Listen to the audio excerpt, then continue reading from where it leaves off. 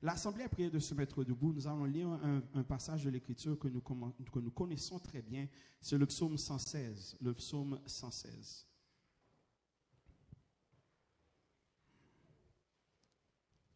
Le psaume 116 va dire ceci. J'aime l'Éternel, car il entend ma voix, mes supplications. Car il a penché son oreille vers moi, et je l'invoquerai toute ma vie. Les liens de la mort m'avaient environné, et les angoisses du sépulcre m'avaient saisi. J'étais en proie à la détresse et à la douleur, mais j'invoquai le nom de l'Éternel. Ô Éternel, sauve mon âme. L'Éternel est miséricordieux et juste. Notre Dieu est plein de compassion. L'Éternel garde les simples. J'étais malheureux et il m'a sauvé. Mon âme, retourne à ton repos, car l'Éternel t'a fait du bien. Oui, tu as délivré mon âme de la mort, mes yeux des larmes, mes pieds de la chute. Je marcherai devant l'Éternel sur la terre des vivants. J'avais confiance lorsque je disais, je suis bien malheureux. Je disais dans mon angoisse, tout homme est trompeur. Mais comment rendrai-je à l'Éternel tous ses bienfaits envers moi? J'élèverai la coupe des délivrances et j'invoquerai le nom de l'Éternel. J'accomplirai mes vœux envers l'Éternel en présence de tout son peuple. Elle a du prix aux yeux de l'Éternel, la mort de ceux qui l'aiment. Écoute-moi, ô Éternel, car je suis ton serviteur fils de ta servante. Tu as détaché mes liens. Tu as détaché mes liens. Je t'offrirai un sacrifice d'action de grâce et j'invoquerai le nom de l'Éternel. J'accomplirai mes vœux envers l'Éternel en présence de tout son peuple. Dans les parvis de la maison de l'Éternel, au milieu de toi, Jérusalem, louez l'Éternel. Céleste Père, nous te disons merci encore une fois. Maintenant, Seigneur, nous nous apprêtons à rentrer dans la prédication de la parole de Dieu. Que tu puisses toucher ton serviteur et ouvrir, Seigneur, le cœur et l'esprit, Seigneur, de tes serviteurs ici présents, qui puissent recevoir et, Seigneur, se conformer, Seigneur, à cette parole qu'ils vont entendre. Parce que, Seigneur, nous savons que ta parole est dirigée par l'Esprit Saint. Nous t'en prions ainsi. Touche la bouche de ton serviteur, qui ne sort de ma bouche aucune parole mauvaise, mais une parole qui servira à l'édification de ton peuple. C'est dans le nom de Jésus que nous t'avons prié. En lui, nous voyons toute la gloire, l'honneur au siècle des siècles. Amen. Mettez-vous.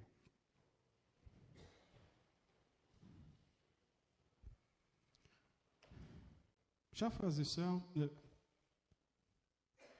le message de ce matin, c'est un message qui n'est pas très long. Mais le message va finir avec vous. Le message va clôturer avec vous. Je vous dis d'avance que je cherche un minimum de 5 personnes. Je vous le dis d'avance au début de mon message. Je cherche 5 personnes minimum qui sont prêts à me donner un témoignage compacté. Je vais te donner 1 minute pour dire un témoignage. Je ne vais pas 5, je ne vais pas 10, je ne vais pas une seule minute pour donner un témoignage à la fin de mon message. Est-ce que nous sommes d'accord avec ça? Amen. Ça veut dire que pendant ma prêcher, commencez à préparer témoignage. Amen. Pendant ma prêcher, commencez à préparer tes témoignages. Chaque projet, chaque entreprise, chaque plan, chaque idée, chaque événement et chaque ministère passe à travers un processus, passe à travers des étapes pour arriver à sa conclusion.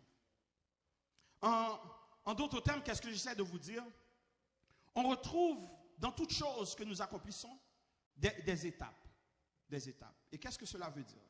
Ça veut dire comme ça, si au grand goût, si vous voulez manger, première étape là, c'est pas ouvrir bouche. Première étape là, c'est ça, c'est lever et al préparer. Amen. Il y a des gens qui là avec moi. Après, quand on finit de préparer, on est capable de manger. Si on regarde même le processus du salut, la première étape, c'est entendre la voix de l'Éternel qui t'appelle. Et cette voix-là est tellement convaincante.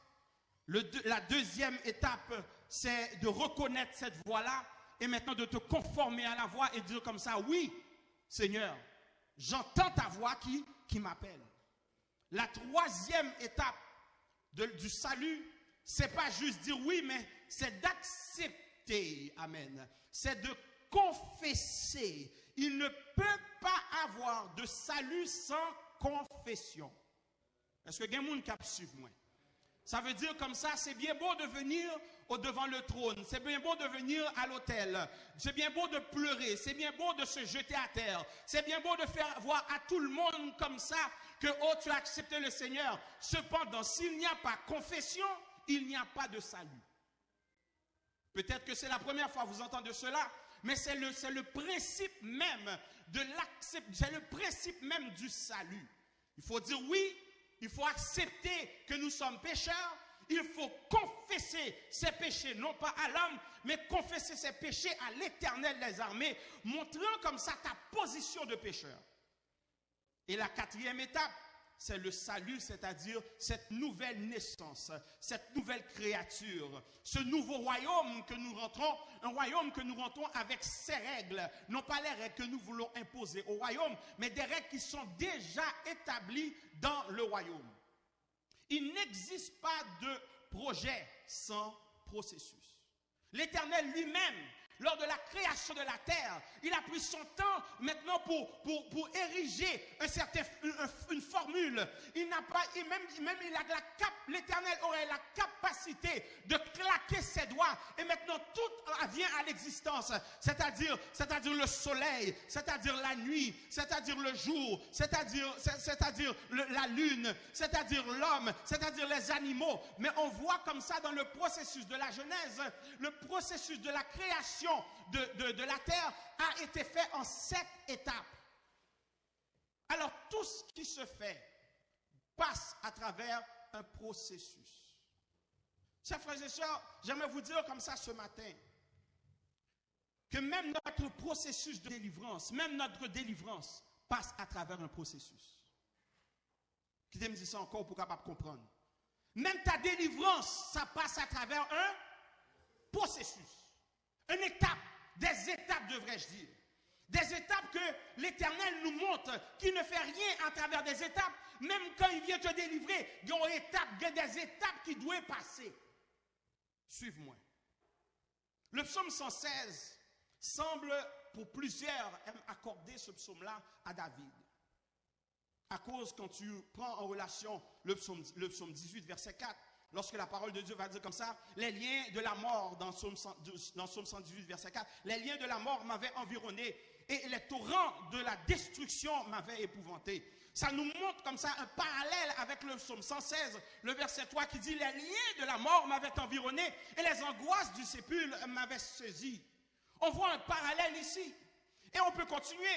On va comme ça dans le psaume 13, verset 6, qui dit comme ça, « Je chante à l'Éternel, car il m'a fait du bien. » Quand tu vois le parallèle au psaume 116, verset 7, qui dit comme ça, « Mon âme retourne à ton repos, car l'Éternel t'a fait du bien. » On pourrait penser que ce psaume-là, le psaume 116, est attribué à David. On pourrait cocher tout de suite dire, est attribué à David. Cependant, les biblistes, à travers leurs études, à travers leurs recherches qu'ils ont faites, ils n'ont pas cru bon attribuer cela à David. Donc, qui suis-je pour dire comme ça, c'est David qui a écrit ce psaume-là? Non, je ne peux pas dire que c'est David qui a écrit ce psaume-là. Cependant, je vois que c'est quelqu'un qui a été influencé par David, influencé par les écrits de David, influencé par la relation que David avait avec l'Éternel des armées. Alors, quelquefois, quand tu es influencé par quelqu'un,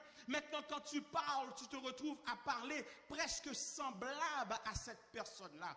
Il y a des personnes, lorsqu'ils me voient prêcher, ils disent comme ça, « Ah, tu n'as pas le même style que Pasteur Flores, mais je sens comme ça la structure de ton message ressemble à la structure de celui de Pasteur Flores. » C'est normal, mais cependant, je serais même capable de vous dire, « Ah, tu me compares au Pasteur Flores de maintenant, un Pasteur Flores qui ne se déplace pas, un Pasteur Flores qui reste derrière, selon le code pastoral, derrière la chair. » Un pasteur Flores, à travers des études, a dit comme ça, « Pas besoin de déplacer pour que la parole de Dieu puisse vous rejoindre. » Cependant, moi-même, je ne compte pas pasteur Flores dans leur dimension.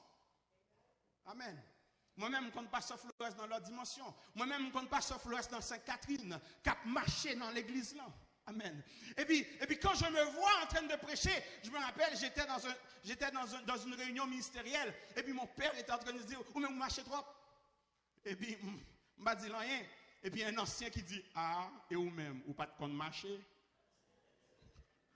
Ou pas de compte ça, le marché, ou t'es couru dans l'église là. Alors quittez mission en repos, on joue l'après des hein, mais quittez là. 32 dames dehors.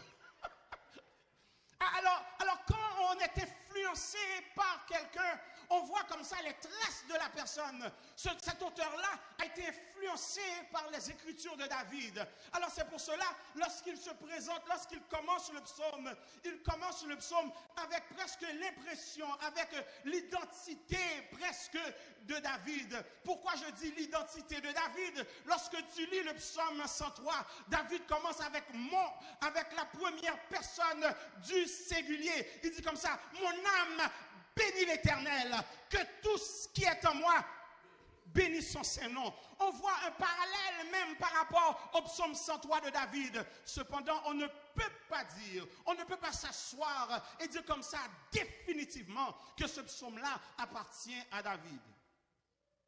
Mais c'est un psaume qui est personnel. C'est un psaume qui est récité, un cantique qui est récité devant l'assemblée, devant la collectivité. Toutefois, la reconnaissance du psalmiste n'est pas une reconnaissance qui est collective, mais c'est une reconnaissance qui est personnelle.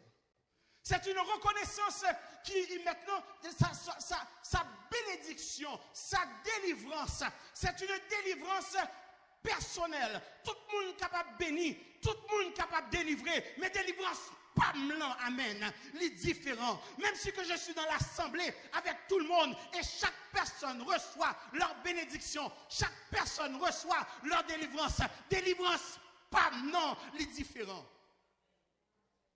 Alors c'est pour cela qu'il commence le psaume en disant comme ça, j'aime. Amen. J'aime moi-même. C'est pas il aime. C'est pas Carl M. Alléluia. C'est pas Gerlunda M. C'est pas Pasteur Flores M. C'est pas personne qui aime. Alléluia. Si quelqu'un qui aime mon Dieu, c'est moi-même. Je ne suis pas capable de dire que Naïka aime mon Dieu. Peut-être qu'elle, dans son fort intérieur, elle dit dans la bouche, elle aime mon Dieu. Mais dans son fort intérieur, elle n'est pas vraiment aimé mon Dieu.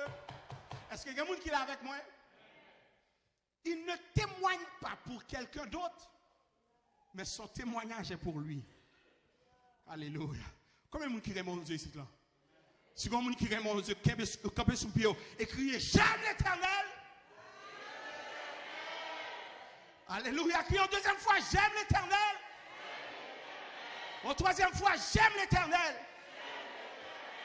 C'est une déclaration, Mechita.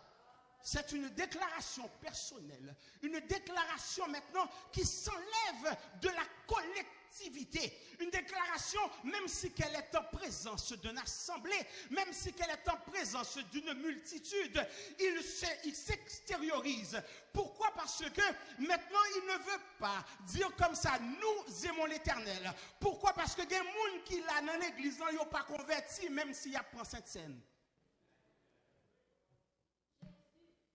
Il y a des gens qui là avec vous. Ils ont là, il a prié pour vous, mais ils ont tout ça qui pas bon. Oh my God. Mais le psalmiste dit comme ça, non. Moi, j'aime l'Éternel. Et après avoir dit qu'il aime l'Éternel, et après avoir dit comme ça qu'il aime l'Éternel au début du psaume, il dit comme ça la raison pour laquelle il déclare qu'il aime l'Éternel. Parce qu'il a entendu ma voix. Alléluia. Vous savez, tout à l'heure, je vous ai dit comme ça de vous mettre debout et de crier « J'aime l'Éternel ». Vous savez que dans le royaume des cieux, ici, nous avons entendu une harmonie. C'est pas vrai? On a entendu une harmonie qui s'élève et qui crie « J'aime l'Éternel » d'un commun accord. Mais dans le trône de gloire, ce n'est pas une multitude qui s'élève en même temps, ce n'est pas des voix qui viennent en même temps devant le trône de gloire. C'est une singularité des voix.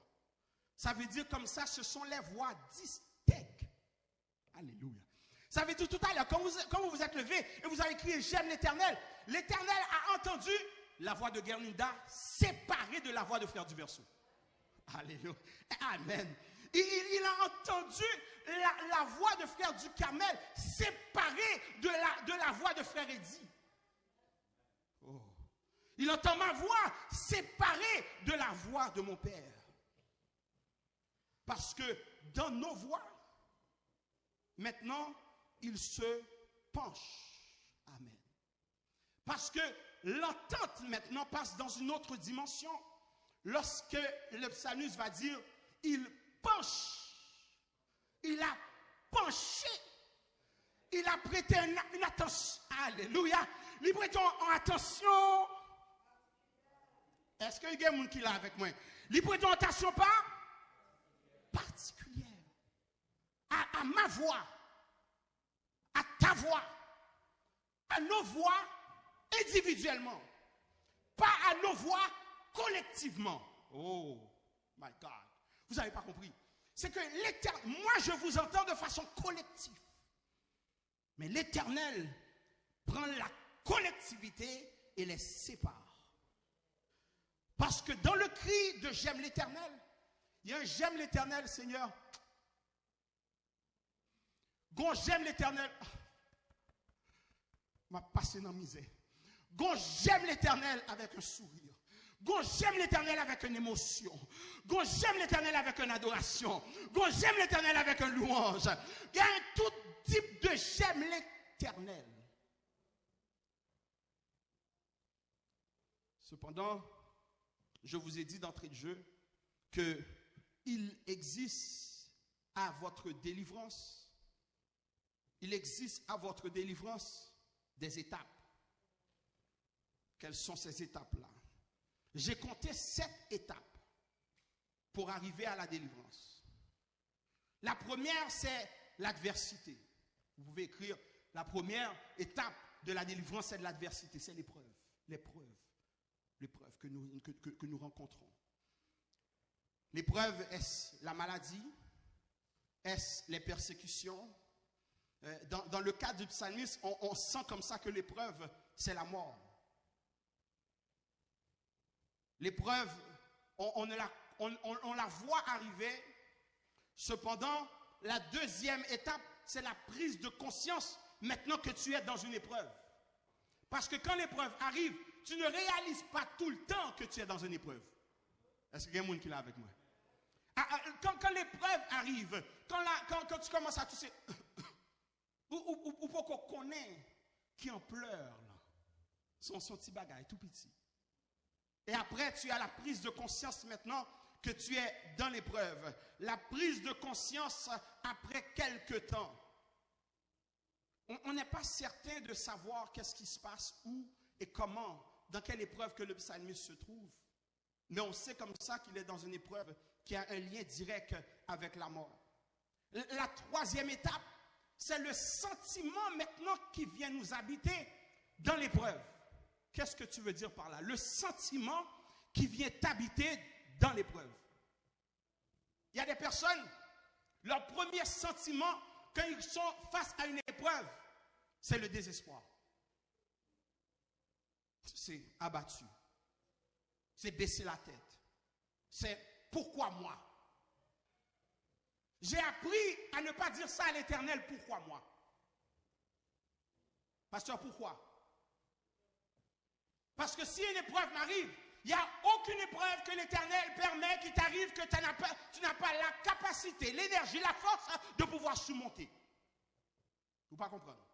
Il n'y a aucune épreuve que l'Éternel permet de t'arriver si tu n'as pas la force et la capacité de pouvoir surmonter. Rappelez-vous Job. Job, misère arrivée sous lui. Il a perdu famille, il a perdu petite lui, il a perdu madame lui.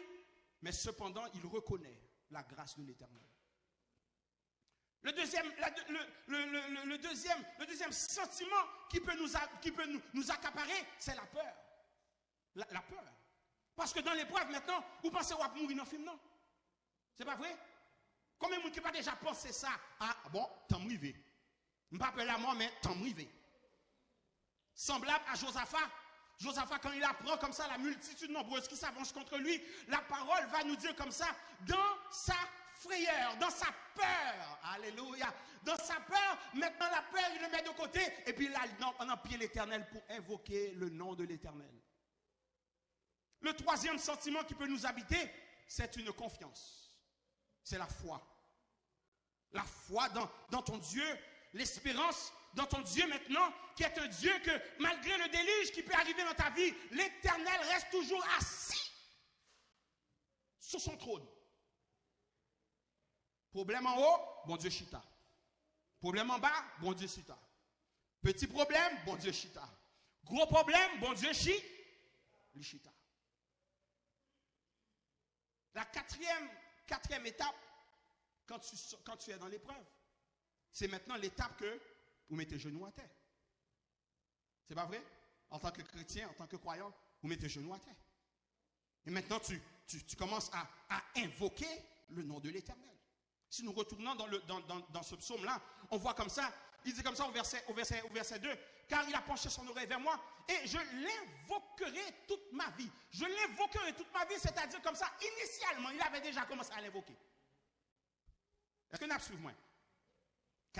Cinquième étape, après avoir invoqué l'Éternel, quittez-moi dire un bagage, chers frères et sœurs. Et si vous voulez, écrivez. Chaque fois que vous invoquez l'Éternel, l'Éternel répond. Quittez-moi dire ça pour capable comprendre. Chaque fois que tu invoques l'Éternel, l'Éternel répond. Là maintenant, il y a des personnes dans leur tête, ils pensent, mais ce n'est pas vrai. Parce que j'invoque l'Éternel depuis X temps pour plusieurs choses. Et puis, pour qu'on joue une réponse. Non, tu ne comprends pas. C'est que l'Éternel répond de diverses façons. Suive-moi. L'Éternel répond de diverses façons. Quelquefois, l'Éternel te dit oui, et puis nous autres, on attend toujours que l'Éternel dise oui. Alors même quand l'Éternel dit non, on peut accepter la réponse, il dit bon Dieu pas répondre nous. Baguette amen, mais c'est vrai. Alors l'Éternel quelquefois dit oui, mais l'Éternel quelquefois dit non. Et l'Éternel quelquefois dit attends. La période d'attente, c'est là que nous avons des problèmes. Vous savez pourquoi? Parce que nous sommes impatients. Nous voulons que ça arrive comme ça. Mais ton temps, ce n'est pas le temps de l'Éternel. Quelquefois, tu demandes quelque chose à l'Éternel. Tu demandes une guérison à l'Éternel. Mais ton temps, ce n'est pas le temps de l'Éternel. Parce que si tu ne comprends pas, le Seigneur ne veut pas que je sois guéri. Non, non, non.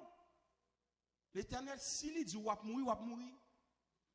Mais quelquefois, l'Éternel fait perdurer la douleur. Et quelquefois, tu ne comprends pas, mais après, tu réalises comme ça. C'est un témoignage qui veut qu'il sorte de ta bouche. Alléluia. Et puis, quand maintenant l'homme dit comme ça, vient déclarer maintenant l'Éternel passé, bon, l'homme a fini de déclarer, maintenant moi-même, ma baille verdict moi. Est-ce que quelqu'un qui l'a avec moi? Et quelquefois, l'Éternel fait silence pour voir est-ce que dans son silence, ou toujours quoi? Amen. Et puis, non, dans cette étape-là, chers frères et sœurs, grand pile dans nous échouer. Nous échouer. Pourquoi? Parce que, comme David, mon Dieu, pourquoi m'as-tu abandonné? Vous voyez, j'en dis ça? Pas de monde qui a déjà dit ça? Non, non, non. Vous êtes tous des croyants ici, là, qui sont des croyants fervents, Amen. Moi, je ne suis pas comme ça. Quelquefois, j'arrive, puis, Seigneur, pourquoi ça va abandonner là? Pourquoi ça va abandonner? David l'a dit.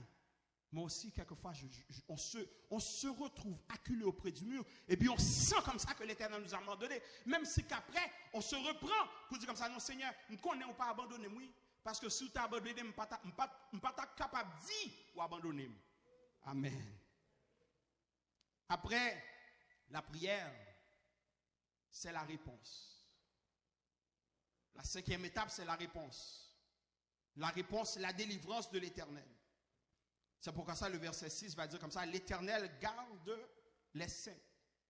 J'étais malheureux et il m'a sauvé. La sixième étape, c'est l'étape de la joie. Parce qu'on est content que bon Dieu délivre. La sixième étape, c'est l'étape de la joie. Tu es reconnaissant, tu es content. Ou tout dans dehors. On va pas l'empile. Et la majorité d'entre nous, nous arrêtons entre la sixième étape et la dernière étape. Pourquoi? Parce que la sixième étape se manifeste souvent avec des actions de grâce. Comme nous avons fait la semaine dernière. Nous sommes venus puis nous avons manifesté, nous avons présenté nos offrandes en signe de joie. Mais cependant, l'étape finale est l'étape la plus importante. Dans l'analyse du texte, je réalise comme ça que le psalmiste, il prend 3 versets pour exprimer la dernière étape. Vous pouvez écrire verset 14, soulignez-le. Il écrit comme ça: j'accomplirai mes vœux devant l'Éternel. Mais comment il va accomplir ses vœux? C'est... Est-ce qu'il y a quelqu'un qui est là avec moi? En présence de tout son peuple, en signe de témoignage. Amen. Parce que il y a des gens qui doivent témoigner de qu'est-ce que l'Éternel a fait pour moi. Mais on pense que c'est uniquement là qu'on va au verset 18. Qu'est-ce qu'il redit? Il dit, il reprend encore. Le verset 18 dit comme ça: j'accomplirai mes vœux. Amen. Envers l'Éternel. Et puis il continue: en présence de tout son peuple. Témoignage, témoin. Et puis clôture le psaume avec ceci: dans les parvis de la maison de l'Éternel. Maintenant, regardez. Au milieu de toi, Kimoun, Jérusalem. Au milieu de toi, Jérusalem. C'est devant toute Jérusalem que l'a présenté offrande. C'est devant toute Jérusalem qui monte sa coupe de délivrance. C'est devant Jérusalem maintenant qu'il présente son témoignage. Parce que, chers frères et sœurs, nous devons réaliser ceci. C'est que la proclamation publique est le signe que l'Éternel a fait pour toi. Il y a un auteur qui a dit ceci: le serviteur du Seigneur accomplit la vocation, sa vocation d'instrument dans les mains de l'Éternel lorsqu'il témoigne devant les nations. Qu'est-ce que l'Éternel a fait pour lui? Ça veut dire que l'homme rentre dans la sphère, l'homme rentre dans son identité spirituelle lorsque maintenant il ouvre sa bouche pour proclamer qu'est-ce que l'Éternel a fait pour lui, mais pas tout seul dans sa chambre. Pas tout seul, pas devant une personne, pas devant 2 personnes, mais devant l'assemblée. Parce qu'on néglige souvent la portée du témoignage. La portée du témoignage, chers frères et sœurs, quand on a passé nos difficultés profondes, et puis moun sa li découragé, il se retrouve tranquillement dans cette étape de prise de conscience, de désespoir, de peur. Et puis, ou même ou pas pour passer devant, vous prenez micro et pouvoir témoigner qui ça, qui Jean, comment l'Éternel fait. Et puis, dans le témoignage, vous pas capable même expliquer toute bagaille parce que dans la grandeur, dans l'omniscience, dans la toute-puissance de l'Éternel, l'Éternel ne peut pas, ta conscience n'arrive pas à analyser toutes les étapes que l'Éternel a fait. Mais ça, le bagaille, vous connaissez, vous dites ça, moi-même, moi, j'étais là, moi, je vais dans telle dimension. Médecin rentré, il dit bon ça bon bagage l'infini, je ne suis pas capable de faire rien. Après moi-même commence à crier, next thing I know.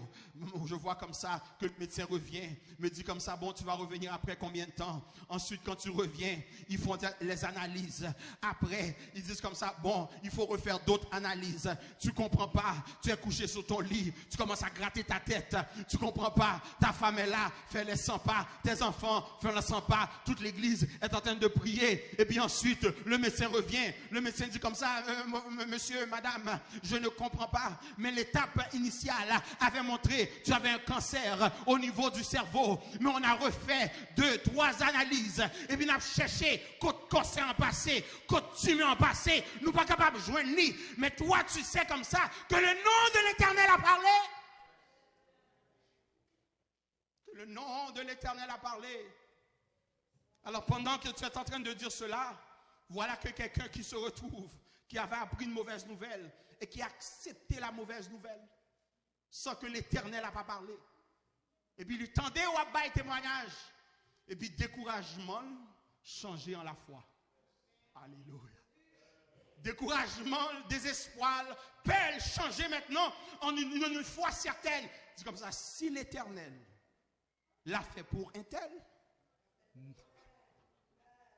même mon Dieu ça, il est capable de faire pour moi.